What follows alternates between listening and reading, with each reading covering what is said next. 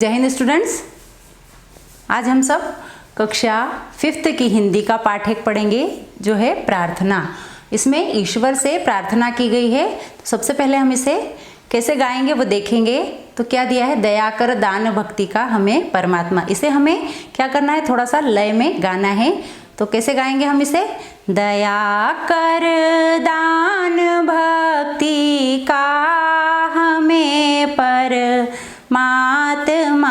देना, दया करना हमारी आत्मा में शुद्धता देना, हमारे ध्यान में आओ, हमारे ध्यान में आओ, प्रभु आँखों में बस जाओ, प्रभु आँखों में बस जाओ, अंधेरे दिल में आकर के परम ज्योति जगा देना, दया कर दान भक्ति का हमें परमात्मा देना,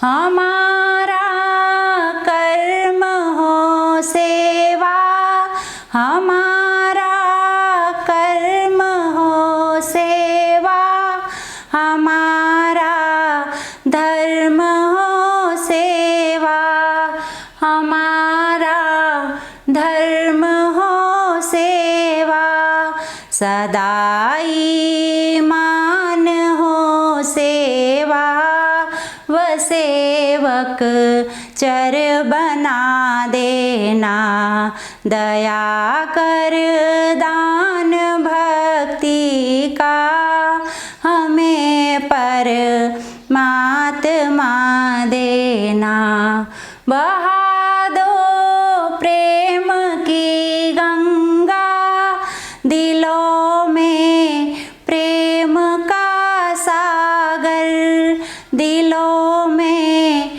प्रेम का सागर, हमें आपस में मिलजुल कर प्रभु रहना सिखा देना, दया कर दान भक्ति का हमें परमात्मा देना, वतन के वास्ते जीना, वतन के वास्ते मरना, वतन पर जान फिदा करना, प्रभु हमको सिखा देना, दया कर दान भक्ति का हमें परमात्मा देना। इस कविता को हमें इस तरीके से प्रार्थना को लय में गाना सीखना है। और यह प्रार्थना आप प्रतिदिन नित्य प्रतिदिन प्रातःकाल ईश्वर के सामने करें, जिससे आपको ईश्वर अपनी शक्ति प्रदान करेंगे और आपको अपनी राह पर चलने के लिए मार्ग आपका प्रशस्त करेंगे। तो अब इसका अर्थ हम देखते हैं, दया कर दान भक्ति का हमें परमात्मा देना। इसमें क्या प्रार्थना की जा रही है ईश्वर से कि आप हम पर हमेशा दया बनाए रखना और आपकी भक्ति का दान हमें देना, यानी हम नित्य प्रति आपकी भक्ति करते रहें, ऐसी कृपा हम पर आप बनाए रखना। दया करना हमारी आत्मा में शुद्धता देना, हमारी आत्मा में हमेशा शुद्धता हो। शुद्धता का मतलब क्या हुआ, यानी उसमें कोई मैल ना हो, किसी के प्रति बैर ना हो, किसी के प्रति ईर्ष्या ना हो, है ना। हम सभी को समान समझे, कोई ऊंचा नीचा ना हो, कोई छोटा बड़ा ना हो, हमारी आत्मा कैसी हो, शुद्ध हो, उसमें कपट ना हो, छल ना हो। ठीक है, आगे आएगा, हमारे ध्यान में आओ प्रभु आँखों में बस जाओ। हे ईश्वर, यानी हम प्रार्थना किसे ईश्वर से कर रहे हैं, तो क्या बोल रहे हैं, हमारे ध्यान में आओ। मैं जब भी आपका ध्यान करूं या जब भी आपका स्मरण करूं, आप मेरी आँखों के सामने आपका चित्र हो और आँखों में बस जाओ। आप हमेशा हमारी आँखों में बसे रहो। मैं आँखें बंद करूं तो भी आपकी मूर्ति मुझे दिखाई दे, और जब मैं आँखें खुली रखूं तो भी आप की मूर्ति का मुझे दर्शन हो। अंधेरे दिल में आकर के परम ज्योति जगा देना। मेरा जो मन या मेरा जो दिल है, मन है, वह उसमें यदि अंधकार है तो आप वहाँ स्थापित होकर उसमें प्रकाश को फैला देना और आपकी ज्योति उसमें भर देना।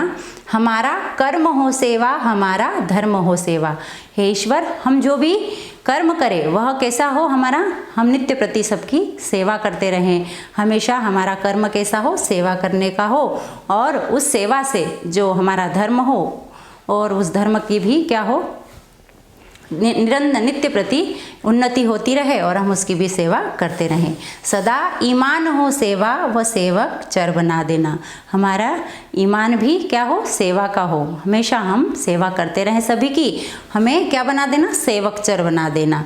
फिर बहा दो प्रेम की गंगा, दिलों में प्रेम का सागर। हे ईश्वर, आप हमारे मन में क्या बहा दो, प्रेम की गंगा। मतलब हमारे मन में सभी के लिए प्रेम हो, हम किसी से ईर्ष्या ना करें, सबके प्रति हमारा एक भाव हो प्रेम का। दिलों में प्रेम का सागर, हमारे मन में हमेशा प्रेम का सागर बहता रहे।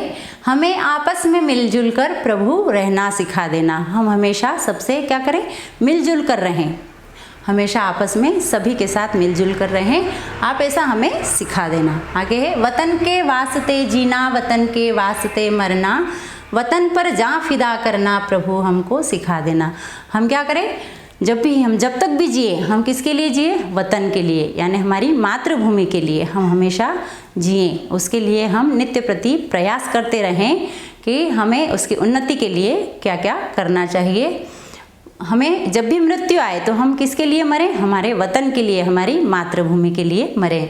वतन पर जान फिदा करना प्रभु हमको सिखा देना। हे प्रभु, हे ईश्वर, आप हमें हमारे वतन के लिए अपने प्राणों को भी त्यागने की शक्ति देना और ऐसा हमें सिखा देना।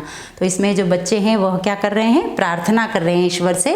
ये प्रार्थना आपको कंठस्थ करना है और इसको लय के साथ गाना है और अपने मम्मी पापा को आपको सुनाना है। इस तरीके की और कविताएं भी आप कंठस्थ करें और उन्हें नित्य प्रति गायन करें उनका। अब इसके आगे क्या दिया है, शब्दार्थ दिए हैं। जैसे परमात्मा, परमात्मा किसको कहा जाता है, ईश्वर को। ऐसे ही शुद्धता, शुद्धता का क्या अर्थ होता है, पवित्रता। परम ज्योति, परम ज्योति का अर्थ क्या होगा, दिव्य प्रकाश। और सागर का समुद्र। वतन किसको कहेंगे, देश या राष्ट्र। और जान फिदा यानी प्राणों का न्योछावर करना। हम हमारे प्राणों का न्योछावर करें, किसके लिए, हमारे वतन के लिए या हमारे देश के लिए। ठीक है, आगे इसमें कुछ क्वेश्चन आंसर्स दिए हैं, जैसे सही जोड़ियाँ बनाइए। तो इसमें पाठ के आधार पर आपको जोड़ी बनाना है। तो सबसे पहले क्या दिया है, दया कर। तो इसमें से आपको चुनना है कविता के आधार पर। तो क्या होगा, दान भक्ति का, फिर आत्मा में क्या, शुद्धता देना, ज्योति का क्या हो जाएगा, जगा देना, और कर्म हो सेवा। इस तरीके से आपको इसकी जोड़ी मैच करना है। फिर कविता को पढ़कर रिक्त स्थानों की पूर्ति कीजिए। यहाँ जो रिक्त स्थान दिए हैं आपको कविता पढ़ना है और उसको पूरा करना है। जैसे दया कर दान भक्ति का,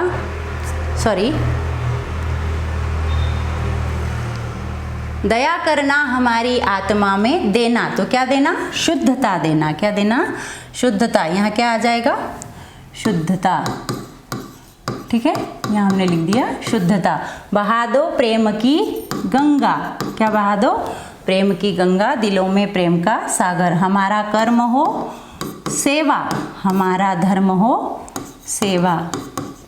ठीक है, वतन के वास्ते जीना, वतन के वास्ते मरना। तो ये हमने रिक्त स्थान भर लिए। आगे आता है अति लघुत्तरीय प्रश्न। इन प्रश्नों में क्या दिए, कवि परमात्मा से कौन सा दान मांग रहा है ना। तो आपको अभी हमने जो पाठ पढ़ा है उसके आधार पर इन प्रश्नों के उत्तर खुद से थोड़ा सा प्रयास करना है कि क्या होना चाहिए। फिर आपको इन प्रश्नों के उत्तर स्कूल से आपको PDF भेजी जाएगी। उस PDF में सारे प्रश्नोत्तर रहेंगे, वो आपको अपनी कॉपी में नोट करना है। ऐसे ही ये कुछ लघु उत्तरीय है, यानी इनके उत्तर आपको कैसे देना है, 2 या 3 सेंटेंस में। तो इनके उत्तर भी आपको PDF के माध्यम से भेजे जाएंगे, जो आपको अपनी कॉपी में नोट करना है। अब हम आगे चलते हैं। यहाँ दिया है, दी गई पंक्तियों में आए रेखांकित शब्दों पर ध्यान दीजिए। रेखांकित यानी जिन पर रेखा खींची है। तो दया कर दान भक्ति का हमें परमात्मा देना। यहाँ पर किस पर अंडरलाइन की है, परमात्मा शब्द पर अंडरलाइन की है। फिर नीचे वाले सेंटेंस में हमारे ध्यान में आओ प्रभु आँखों में बस जाओ, प्रभु पर की हुई अंडरलाइन। ऐसे परमात्मा और प्रभु शब्द ईश्वर के लिए प्रयोग किए गए हैं। इसी प्रकार फूल के लिए पुष्प, सुमन और कुसुम आदि शब्द भी प्रयोग किए जाते हैं। ये शब्द क्या है, समान अर्थ का बोध करा रहे हैं। यहाँ परमात्मा और यहाँ प्रभु, तो दोनों का अर्थ किससे होता है, किससे संबंध है, ईश्वर से। तो ये कैसे हुए, दोनों के समान अर्थ हुए।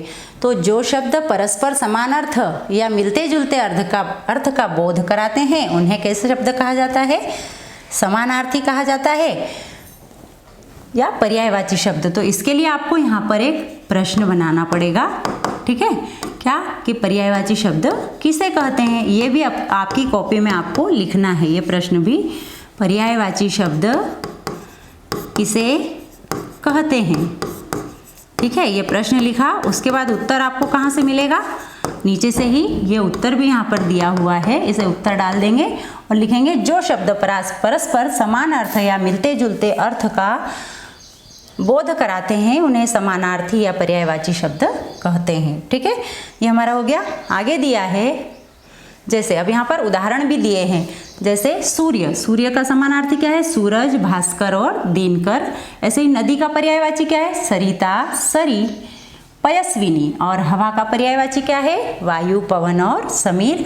और पानी का पर्यायवाची क्या है, जल, नीर और वारी। तो ये पर्यायवाची शब्द आपको उदाहरण के तौर पर अपनी कॉपी में लिखना है, ठीक। अगला प्रश्न है, नीचे दिए गए शब्दों में से जो शब्द समान अर्थ का बोध नहीं कराते हैं उन पर गोला बनाइए। जो समान अर्थ का बोध नहीं कराए वो कौन से शब्द है, आपको इसमें छांटना है। तो सागर, सागर का समान अर्थ का बोध कौन करा रहा है, जलधि भी करा रहा है और रत्नाकर भी। अब ये सरिता, सरिता मतलब नदी, ये शब्द अलग है इसलिए हमने इसको सर्कल कर दिया। अब गंगा, गंगा को क्या बोलते हैं, भगीरथी भी बोलते हैं और क्या बोलते हैं गंगा को, सारिका या सुरसरी, सॉरी क्या बोलते हैं, सुरसरी। भगीरथी और सुरसरी बोलते हैं। तो सारिका पर हमने क्या कर दिया, सर्कल कर दिया, ठीक है। जन्मभूमि, जन्मभूमि का क्या होगा, प्रदेश और मातृभूमि और वतन। इसमें से हमें क्या करना है, प्रदेश पर सर्कल, क्योंकि मातृभूमि और वतन तो जन्मभूमि को ही कहते हैं। ऐसे ही नेत्र, आँख और नयन को छोड़कर ये नासिका अलग जा रहा है, इसलिए हमने यहाँ पर क्या कर दिया, सर्कल कर दिया। आगे चलते हैं। नीचे दी गई शब्द पहेली को ध्यान से देखें। इसमें नीचे लिखे हुए शब्दों के दो दो समानार्थी या पर्यायवाची शब्द है, इन्हें छांटकर लिखिए। अब ये आकाश शब्द दिया है, आकाश के दो दो पर्यायवाची आपको इस पहेली में दिए हैं, आपको छांटकर लिखना है, ठीक है। तो क्या क्या हो जाएंगे, लिखते जाइए आप। यहाँ पर आपको ये पहेली देखना है। आकाश के पर्यायवाची क्या होंगे, एक तो नभ और क्या होगा, क्या बोलते हैं आकाश को, गगन, ठीक। तो आपको ये आकाश दिया है, यहाँ पर आपको लिखना है नभ और दूसरे में क्या लिखेंगे हम, गगन। को सभी के पर्यायवाची ढूंढना है और उसको अपनी कॉपी में नोट करना है। आगे हम चलते हैं। यहाँ पर दिया है कमल, इसके पर्यायवाची आपको दोनों लिखना है। पहाड़ के पर्यायवाची आपको यहाँ लिखना है, अग्नि के भी लिखना है, घर और पानी और दिन, इन सब के पर्यायवाची आपको यहाँ लिखना है। अब आपको क्या करना है, अपनी कॉपी में इन सभी चीज़ों को अच्छे तरीके से सुंदर अक्षरों में सब कुछ नोट करना है और चैप्टर बाय चैप्टर आपको अपनी कॉपी कंप्लीट करते रहना है, ताकि जब भी टर्मिनल एग्ज़ाम हो तो आपको इनकी सहायता से आप परीक्षा दे सकें।